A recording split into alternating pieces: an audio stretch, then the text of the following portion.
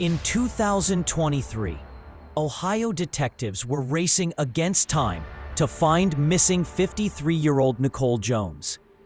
The trail led them thousands of miles away to the Arizona border, where her 34-year-old son Jonathan was stopped. Hey, I am investigating a possible kidnapping involving a Jonathan Jones, who has a nationwide pickup, texted and said that they murdered Jonathan's mother, somebody else, and set a house on fire. But the most disturbing discovery wasn't the missing vehicle. It was the text message sent by his 17-year-old passenger, a message that implicated them both in a brutal murder. But I just want to, make sure Nicole's all right. And Nicole's last name again is? Jones. For weeks, authorities had been searching for 17-year-old Caitlyn Coons, fearing she was a missing victim. But on May 8th, the focus of the investigation changed completely. The Border Patrol stops them in Douglas, Arizona. Okay. With a 17-year-old that's a missing juvenile. And she's the one reporting the murder and arson. But they also said they burned the house down, too. The text immediately shifted the probe from a missing person case to a full-scale homicide investigation.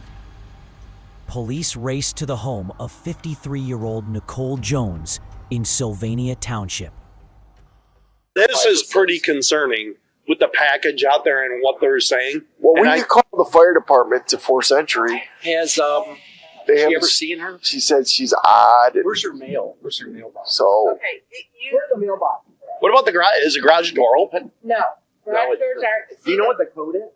No, we don't have keys or codes or any of that. The officers forced entry, but the scene was baffling. There was no fire damage, contradicting the arson claim, and 53-year-old Nicole was nowhere to be found. Yeah, that car's in Douglas, Arizona. Yeah, that would, yeah. I wonder if they could have did this arson somewhere else. how about the garage? Did you guys check the garage? Yes. Anything in it? You would have heard it. No, I meant, is there any vehicles in No. there? So this right here was why. Nicole's daily medication and credit cards were left behind. Her car was gone, and the suspects were clearly fleeing, not just on a trip. I'm guessing this is her phone, because clearly it says, right, Caitlyn, whatever, but so Canton PD detectives are working that side of it. Jesus. All right, that's why we're going to get a detective down here. Hey, Mom's probably in the trunk. With Nicole's vehicle missing and the confession text lingering, police were forced to rely on tracking the suspects as they fled south toward the border. The two suspects, 34-year-old Jonathan and 17-year-old Caitlyn, were arrested days later in Mexico for drug possession and driving 53-year-old Nicole's missing car. I already talked to the police about it. In Mexico? Yes.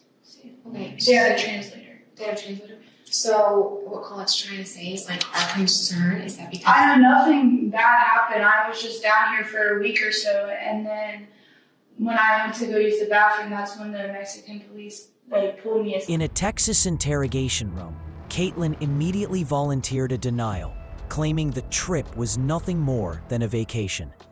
She was far too composed. There's nothing deep, I went on a killing spree. No, it's not what happened. The investigators decided to shift the conversation to her relationship with Jonathan, hoping to establish a motive.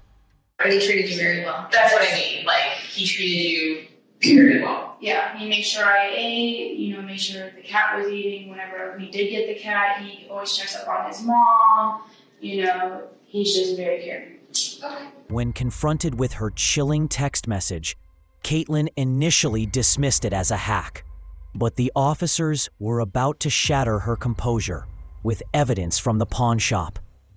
So Jonathan took a gun to a pawn shop here in El Paso and told the people that his mom was dead.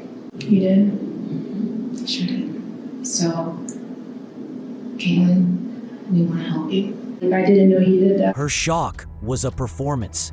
She wasn't distraught over the news. She was calculating exactly how much the detectives knew about the crime. Did you guys find her body? I need your help. I didn't know she was dead, so I don't know where the body's at. And I didn't know that she was dead. Like, literally, when we left the house and everything, she was fine. Jonathan revealed a crucial detail. His mother, Nicole, fiercely disapproved of his relationship with Caitlyn.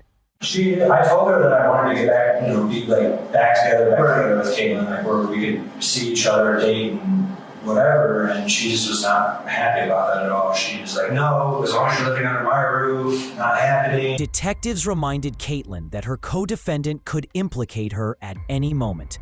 The strategy worked. I ran away from her independent living house, and I told him he had 5 hours, to kill her, and he told me that he couldn't do it because that was his mom. And so he wouldn't do it. Jonathan was physically unable to murder his own mother, so Caitlyn stepped in, describing the horrific scene with shocking detachment. So I strangled her out, and I took a rock and banged her head a whole bunch of times. And then I told him about it, and he was shocked. So then I let him give him a moment. He threw up, and then we went to go get cleaning supplies that I cashed out. She confessed that Jonathan was too distraught, so Caitlyn wrapped up Nicole's body and dumped it in a trash dumpster herself. Bad about killing her, or are you just gonna whatever? I don't feel bad about it because she was inappropriate towards him, and she wouldn't let us be together.